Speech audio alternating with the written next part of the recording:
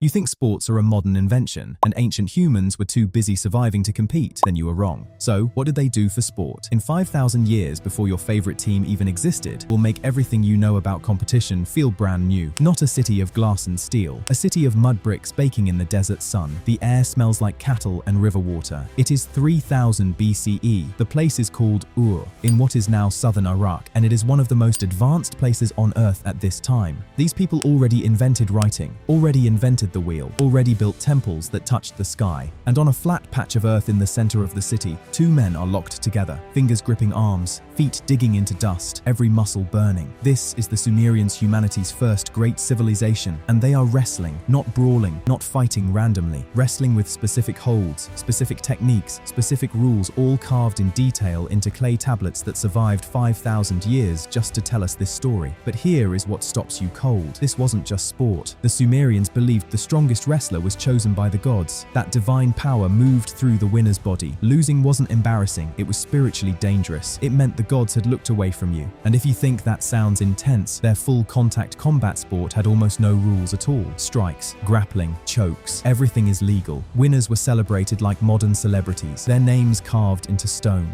Their victories were announced in public squares. Thousands of years before any ring, any belt, any broadcast, a man standing in the dust of ancient Ur was already training his entire life to be the best fighter in the world. And then, that sport traveled west, across mountains and seas, into a place that would take it and build something the world had never seen. Greece, 776 BCE. You've heard of the Olympics. You think you know what they were. You don't, because the ancient Olympics weren't just an athletic competition. They were so sacred that wars stopped for them. Greece was a collection of city-states in constant violent conflict. Athens versus Sparta, Corinth versus Argos, blood and politics every single year. But every 4 years, a sacred truce called the Ekecheiria was declared. Weapons were lowered, armies stood down. Soldiers who had been trying to kill each other last month now walked peacefully along the same roads, heading to the same place.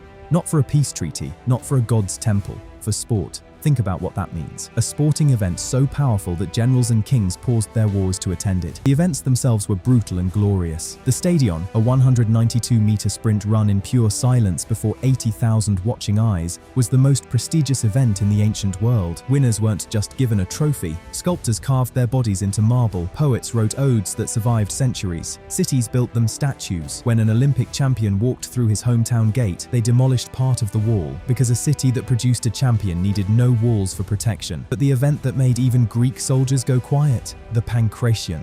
That ancient Sumerian combat sport had arrived, and Greece had refined it into something almost unwatchable. No rounds, no weight classes, almost no rules. The only things technically forbidden were biting and gouging out eyes. Athletes regularly broke each other's fingers on purpose just to loosen their opponent's grip. Matches lasted until someone surrendered or couldn't continue. In 564 BCE, a pancratiast named Aricion of Phigalia entered the final match of the Olympics. His opponent locked him in a chokehold. The pressure was crushing, his vision was going dark, his body was shutting down. He refused to tap out. Instead, he twisted his opponent's ankle so violently that the man screamed and surrendered. Right at the exact moment Aricion's neck broke from the choke, the judges looked at the field. One man standing, one man collapsed. Aricion's corpse was declared the Olympic champion. The crowd erupted, and somewhere in the universe, the Sumerian who invented this sport 5,000 years earlier probably smiled. Move the clock forward. Rome has swallowed Greece, and the Romans took sport and turned it into something the ancient Greeks never imagined. They turned it into an empire's heartbeat. The Colosseum in Rome held 50 to 80,000 people, finished in 80 CE in under 10 years, a construction achievement that modern engineers still study with admiration. And inside it, gladiators performed in front of crowds that roared loud enough to shake the stone. But here is what most people get wrong about gladiators. They were not random prisoners thrown into a pit to die. They were professional athletes, trained in specialized schools called ludi for years. Each gladiator belonged to a specific class, with specific weapons, specific armor, specific fighting styles. The retiarius, almost no armor, a net and a trident, moved like water, staying mobile, trapping and retreating. The secutor, heavy helmet, thick shield, was built for one purpose: to hunt the net fighter down. Every matchup was carefully calculated. Every pairing was theatrical. The Romans weren't watching a brawl. They were watching a performance written in real blood, and the crowds were sophisticated enough to know the difference. Archaeologists excavating Pompeii, the city frozen in time by the volcano's eruption in 79 CE, found graffiti on the walls listing gladiator win-loss records, crowd favorites, and fighter nicknames. People tracked stats, debated matchups, argued about who was the greatest fighter alive. 2,000 years ago, a man leaned against a wall in Pompeii and wrote his opinion about a gladiator's last fight. That feeling? You've had it. Every single one of us has had it. But gladiators weren't even Rome's biggest sport. Chariot racing was. The Circus Maximus, Rome's great racing venue, held up to 250,000 people, nearly a quarter of Rome's entire population inside a single stadium. Charioteers belonged to color factions: red, white, blue, green, and fans didn't just support individual drivers, they supported teams across generations, the way families today pass down team loyalty from grandparent to grandchild. When a disputed race ended badly, riots broke out in the streets, people died over chariot racing outcomes, the passion of a modern football fan screaming at a television at midnight. Rome invented that too,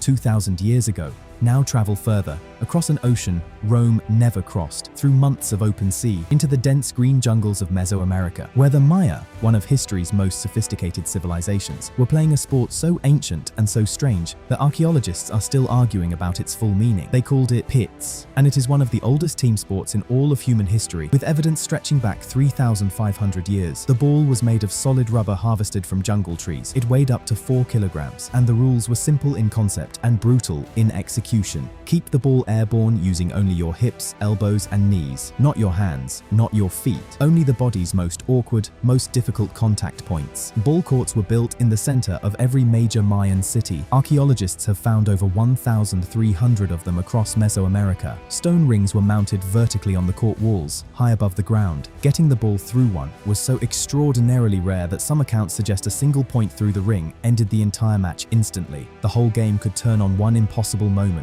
But here is the part that modern sport quietly left behind. The murals, the stone carvings, the detailed records the Maya kept. They suggest that after the most sacred games, the match is played not just for competition, but for cosmic ritual. The losing captain, or sometimes the winning captain chosen as the greatest offering, could be sacrificed, not as punishment, as the highest honor a human body could be given, because the ball was the sun, the court was the cosmos. The movement of the ball across the court represented the sun's journey across the sky, and to keep the sun moving, to keep the world alive, a human life was sometimes the price. These players didn't just compete, they held the world together. Look around at any modern stadium, 50,000 people screaming in unison, athletes pushing their bodies past every rational limit, strangers united by nothing but the same colors and the same desperate hope. You think this is modern, you think this is something new that human beings invented recently, but you are simply the latest face in a 5,000-year-old crowd, the Sumerian wrestler who prayed before stepping into the dust, the Greek athlete who ran while armies paused their wars to watch, the Roman charioteer with 250,000 people chanting his name, the Mayan ball player who understood that his greatest game might also be his last and stepped onto the court anyway. All of them understood something that modern life, with all its comfort and distraction, still struggles to fully explain. Sport is not an escape from serious life. Sport is a serious life. It always was. The only difference between them and you get to go home after the game.